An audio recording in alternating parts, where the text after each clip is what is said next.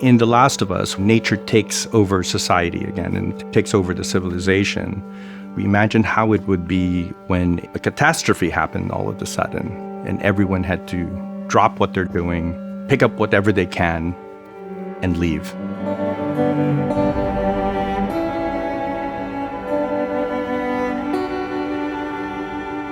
With the game, because immersion is such a big component of it, everything is seen either through Joel's perspective or Ellie's perspective, and that's it. And because we want you to spend a lot of time with them, moving from space to space in real time and becoming them. With the show, no core loops in the TV show other than to sit there, watch, and enjoy it. I believe, and I know Neil agrees, we're obsessed with details. The details are everything. Your watch is broken. It's almost like there are details in places you can never see. What's your business here? Got the day off. All right, move on through. Thanks. In the QZ, we wanted to design that city as very hard and cold. That's why the lighting in that area is very bluish and overcast. We like to create this atmosphere like you're in a prison. Checkpoint still open. It's very oppressive in the Boston QZ, and we want to express that right away with everything you see. You see men with guns, you see fences up everywhere, keeping you from walking anywhere other than where the government wants you to be. You won't see a lot of trees in the QZs, you won't see a lot of grass. Everything is very sterile, everything is man-made. You can see the misery of what's happening and how society is very desperate and frustrated. I think in a really harsh way, he's figured out how to survive. Smuggling contraband, carrying out deeds. Let's go wrap this up.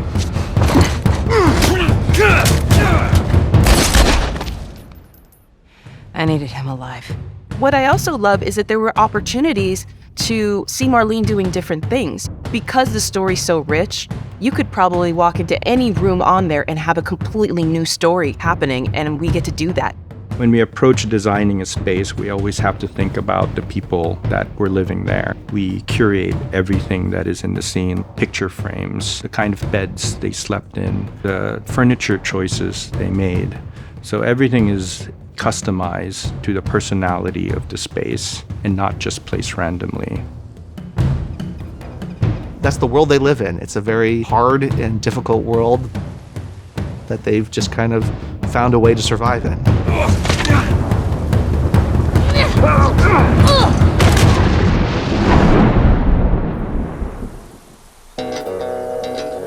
In Billstown, you have a small town that is run by Bill. Don't touch! He lets nature take its course.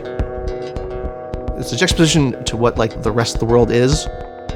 We wanted to create Billstown in a more warm setting, with the sunset there, shining through nature and all of the buildings inside. It creates this different aesthetics to contrast where you just came from. This is what freedom looks like now. It's dangerous. They're coming to the door! But it's also it has this beauty to it, where the world has just kind of come back and overtaken it. Thanks for the heroics and all. You go to this interesting place that is a environmental change from the QZ that you're in. It's a small Massachusetts town. You meet a guy who's funny and cranky and weird. That girl nearly got us killed. She did hold her own back there. As reluctant as Joel may be, there are real relationships in place. These are the only human relationships that he has, as much as he may not express his feelings towards those relationships. They mean everything to him. I can see without having any sort of knowledge of who she is that her biggest fear is ending up alone. In the same way that Joel is the fear of the pain of losing that and becoming reliant on their constant presence for the fear of that one day it's just going to stop.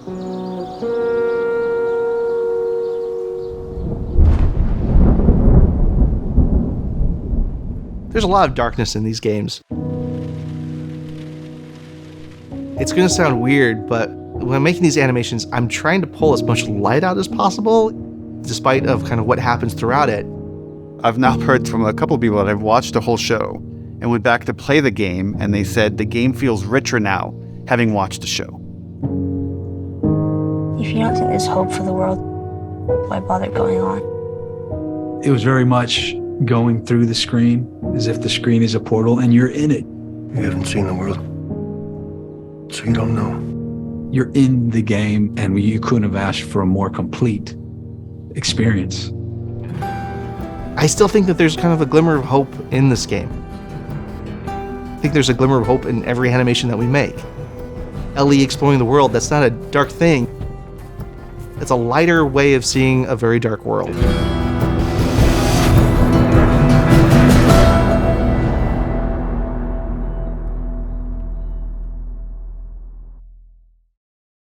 PlayStation